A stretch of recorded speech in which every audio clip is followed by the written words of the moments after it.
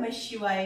दोस्तों, आज के वीडियो में हम आपको सर्वांगासन योगा किस तरीके से करना चाहिए, उसका सही तरीका क्या है और सर्वांगासन योगा करने से हमें क्या लाभ होता है, यह सारी बातों की जानकारी हम आपको इस वीडियो में बताने वाले हैं।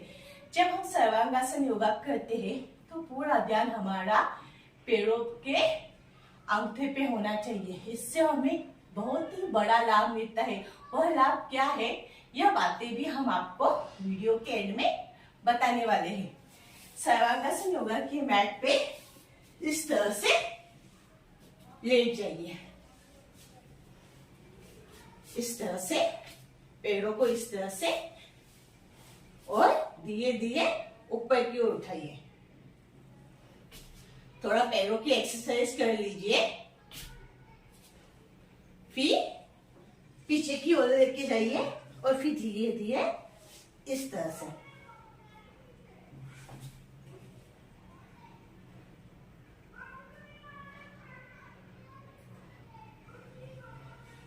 और पूरा ध्यान हमारा पैरों के अंगूठे की ओर होना चाहिए।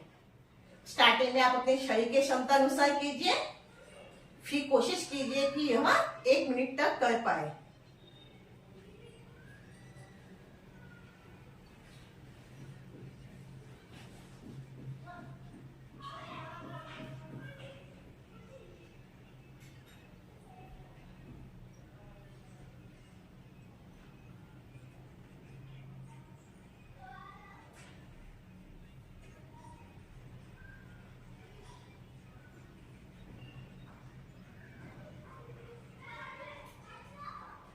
धीरे से लेग्स को नीचे की ओर,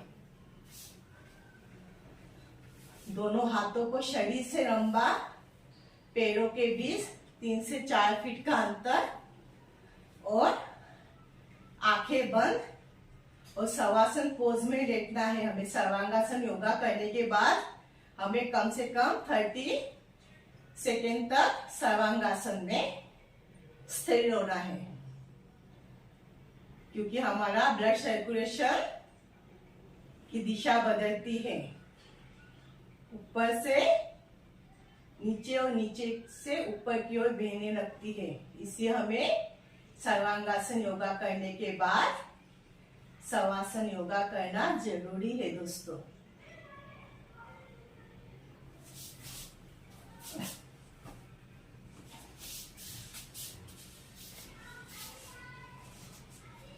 दोस्तों, आज के वीडियो में हमने आपको सर्वांगासन योगा किस तरीके से करते हैं वह बताया। अगर आप स्टार्टिंग में यह सर्वांगासन योगा कर रहे हैं तो आपका पैर इतना ऊपर की ओर नहीं उठेगा। हो सकता है आपको पीठ में तकलीफ हो, कमर दर्द की समस्या हो। इसलिए कोई भी योगा हमें आराम से अपने शरीर की कैपेसिटी अनुसार ही करना चाहिए, तो उसका जाके हमें लाभ मिलता है। अन्यथा उसका दुष्परिणाम भी हमारी बॉडी पे हो सकता है। आप अगर स्टार्टिंग में कर रहे हैं तो धीरे धीरे उसकी प्रैक्टिस कीजिए, कम से कम 15 से 20 दिन तक। फिर धीरे धीरे होने के बाद आप कम से कम 1 मिनट तक कीजिए। जब हम सर्वांगासन योगा करते हैं और हमारा ध्यान पैरों के अंगूठे के पास रहता है तो हमारा थायराइड है वो पूरी तरह से कंट्रोल में हो जाता है। थायराइड पेशी की ग्रंथि रहती है वो कंट्रोल में होती है। जिसे थायराइड की समस्या है वह इस तरह का सर्वांगासन करेंगे तो यह समस्या धीरे धीरे कम होती हुई दिखाई देगी। दूसरा कि हमारी जो आंखें हैं, जो हमारे बहुत आजकल देखा जाए तो बच्चों को भी आंखों की रोशनी कम होते जा रही है, चश्मे की जरूरत लगती जा रही है। 30 के बाद तो कम से कम 70 से 80% लोगों को चश्मा पहनने पड़ा है। अगर इस तरह से सर्वांगासन करेंगे तो आंखों की रोशनी तेज होगी। दूसरा, हमारे जो चेहरे पे है वह चमक लाएगी। हमें जो पिंपल्स है, पिंपल्स के लिए हम कई क्रीम लगाते हैं पिंपल्स न आने के लिए, हमारे चेहरा आकर्षित दिखने की। अगर इस तरीके से आप करेंगे तो हमें इसका साइड इफेक्ट भी नहीं होगा। ये सब क्रीम का हमें बहुत ही साइड इफेक्ट होता है अगर आप इस तरीके से सर्वांगासन करेंगे। और दूसरी सबसे महत्वपूर्ण बात है कि अगर आप बच्चों को यह सर्वांगासन योगा इस तरीके से कराएंगे तो उनकी एकाग्रता शक्ति बढ़ेगी, उनका दिमाग तेज होगा, उनका मन स्थिर होगा। बच्चों का मन चंचल रहता है, इससे उनका पढ़ाई में, कई बच्चों का पढ़ाई में ध्यान नहीं रहता। अगर इस तरह का सर्वांगासन योगा आप बचपन से ही उन्हें कराएंगे तो उनका माइंड स्थिर होगा, उन्हें जो पढ़ी हुई चीजें वह याद रहेगी। कई बच्चों को पढ़ा हुआ भूलने की आदत रहती है, मगर इस तरह से अगर सर्वांगासन योगा कराएंगे तो वह चीज याद रहेगी।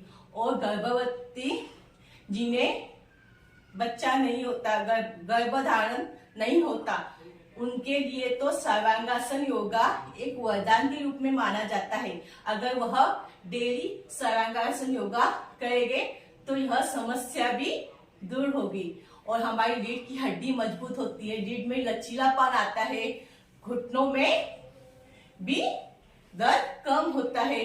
जब हम सर्वांगासन योगा करते हैं तो हमारे पैरों के तलवे में जमी हुई ऊर्जा ब्लड के माध्यम से हमारे दिमाग तक जाती है। इससे हमारे दिमाग की ताकत बढ़ती है, दिमाग की शक्ति बढ़ती है, ऊर्जा का संचयन होता है। सर्वांगासन योगा के बहुत से लाभ है। सर्वांगासन योगा से हमें कब्ज, गैस जैसे बीमारी से भी मुक्ति मिलती है। दोस्तों, अगर आज का वीडियो आपको हमारा अच्छा लगे तो हमारे वीडियो को लाइक, सब्सक्राइब और कमेंट जरूर कीजिए। ओम नमः।